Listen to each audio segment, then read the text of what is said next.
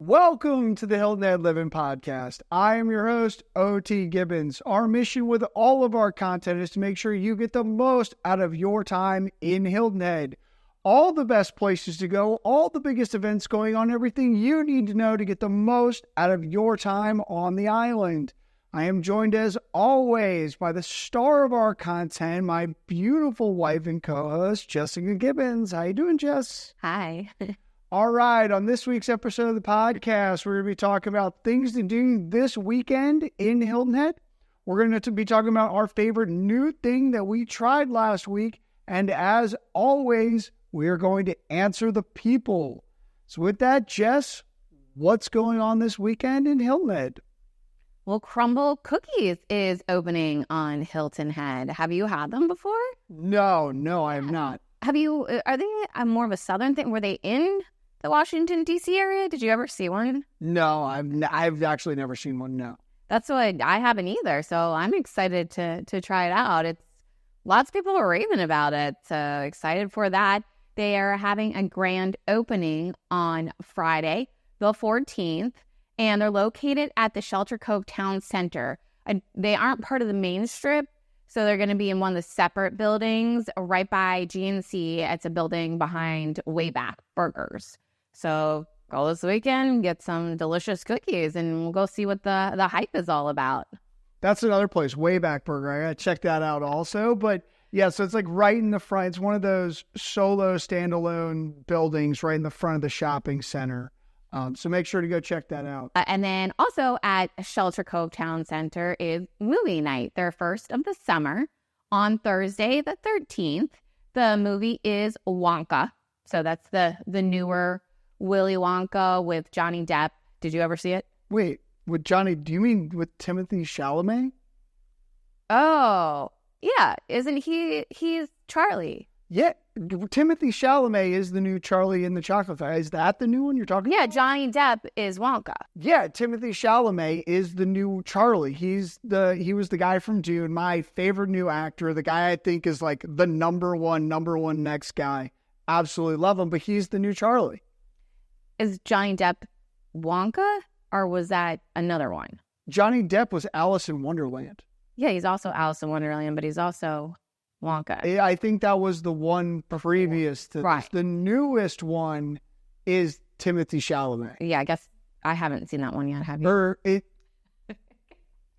I don't know. So we should go watch Charlie and the Chocolate Factory. I watched the most recent one because in Dune, Timothy Chalamet is amazing. So I was like, I'm just going to watch everything he's in from now on. So I watched it. The movie is Wonka, whichever one that is. It starts at 8:30, and you can bring lawn chairs, blankets, although it might be pretty warm, and any snacks to enjoy while you watch the movie. So great for kids. Also on the 14th is Beers, Burgers, and Barbecue in Bluffton. The four B's, say that 3 times fast. But it will be at the Oyster Factory Park. And that will be Friday from 5:30 to 9:30. And there will be craft and international beers. There'll be food trucks with burgers and barbecue and some live music. Tickets, general admission, will be $16. They'll also have some wine and seltzers there. So wine, seltzers, and beers will be cash purchases also. The first party in the park at Low Country Celebration Park will take place on Thursday, the 13th, and it will be from 6 to 8:30. It's a free event with live music. Kids can run around. A lot of fun. And another new place is opening in Bluffton. It's called Chillin'. It's Nitrogen Ice Cream Shop. I know you like your ice cream. I love ice cream, but what is nitrogen ice cream? I guess we'll have to go check it out. I don't know if it makes it colder, so it's creamier. So we'll have to go and see what makes nitrogen makes it better. Oh darn! I have to go try more ice cream. Woo! And maybe it'll be better for you being lactose intolerant and eating ice cream. Maybe that would be better for you too. But Mr. eats a tub of ice cream and then complains that his stomach hurts. People are learning. so much about me on this podcast. Afraid of the water, lactose intolerant.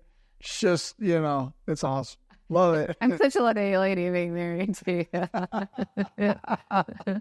Fun stuff. Their grand opening will be from 11 to 4, and they're giving you free ice cream. So that's the day to go. It's been pretty hot around here, so some free ice cream sounds pretty good. Yeah, for sure. For sure. All right, so let's talk about our favorite new thing that we tried this week. I'm really excited. I actually have a couple things for the first time ever. But Jess, what was your favorite new thing that you tried this week? I went on the Native Sun tiki boat ride. It was a sunset tour. A lot of fun. They have a little kind of like bar thing with swivel seats in the middle of it, and they have couches on it. It was a beautiful evening for it. We saw a ton of dolphins, which was a lot of fun. We were taken to Defusky, and we had dinner and some drinks at the Defusky Crab Company. And it was for my friend's birthday, and she had a couple friends visiting, so they had never been before, and it's always exciting to see dolphins. It's especially when you live here, it's exciting to see dolphins. That never gets old, and so when you don't live here, it's really exciting to see. And they come so close to the boat, too. We had absolute blast. Play your own music on the way back. We had a nice little dance party. Gorgeous sunset. Highly recommend the Native Sun Tiki boat tour. So this is the Native Sun Tiki boat tour. You had done the Native Sun like adventure tour. And then you had a different captain for this one versus the other one. Just talk a little bit about like the different experiences Native Suns has and like how great an experience it's been. Yeah, so the first one, it was kind of an excursion during the day. It was a 4-hour day with a native is what it's called. And you kind of get to pick what you want to do. You can do fishing. That's where we did the shark tooth finding. We also went to Shell Island. It's a lot of fun. That was Captain Brian, who is so passionate, so fun. And then this time was the tiki boat. So like I said, it's a slower boat. That one, you can kind of pedal to the metal with. This one's what you imagine a tiki boat. It kind of trucks along, but like I said, a lot of fun. And that was Captain Will, who is also absolutely amazing too. And I got a lot of comments afterwards saying that other people had been on it with Captain Will, and he was great. And they're both great with kids. Highly recommend any of their tours. Nice. How about you? What did you actually do this week that you're around for? Yeah, so I've been calling him our nephew, but my old business partner's son is a phenomenal golfer. He's one of the top 900 junior golfers in the world. They were down here for the AJGA event on Paris Island, which is a tremendous golf course on the Paris Island military base, which was a really interesting experience. Got to, go through the military gate. It is the craziest piece of land. I mean, it really does not feel like a military base at all. It's so gorgeous. And then the golf course is just A++. It was in phenomenal condition. They had great food, really a treat to go play. So if you ever have the opportunity to play the Paris Island golf course, I think it's called the Legends at Paris Island, and it was spectacular. Really enjoyed that. Really enjoyed having them here. And then we went to dinner at Slapfish one night, which we've driven by, I don't even know how many times. We've driven by it so many times. We've talked about going there. Decided to stop in, Seafood Kitchen, the Seafood Shack is another reference that they make to themselves, and it was absolutely awesome. I had a shrimp roll. They had lobster rolls. They had a seafood power bowl that my buddy got. They had a seafood burrito. They had these fried shrimp appetizers. It was really, really good. Highly recommend Slapfish. If you're looking for some, I would call it in line with maybe a little more than a Chipotle to seafood, a little bit, if Chipotle's here, it's probably a little bit better quality than that, but really, really delicious, really good, really fair pricing, and I'd recommend for lunch or dinner. which I was jealous. I didn't go and haven't been either. Been wanting to try it, and you guys came back with rave reviews. So, I'm definitely adding it to the lunch rotation. It's definitely getting added. Definitely getting added. That's awesome. So as always, we're going to answer the people, and the question we've been getting most frequently lately is about Palmetto Bluff. How do you get in? What places to go visit? After our anniversary dinner there, people have just been asking about it nonstop. So let's talk about Palmetto Bluff. Well, yeah, a lot of people don't know anybody can get in.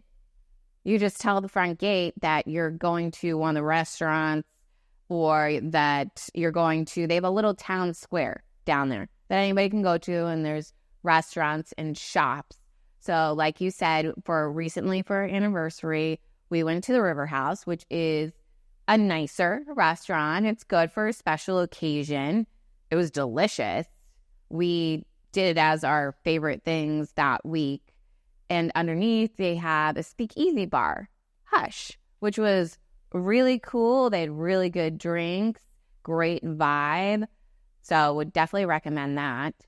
And then last year we went to Buffalo's for your birthday, which was also tremendous, tremendous food.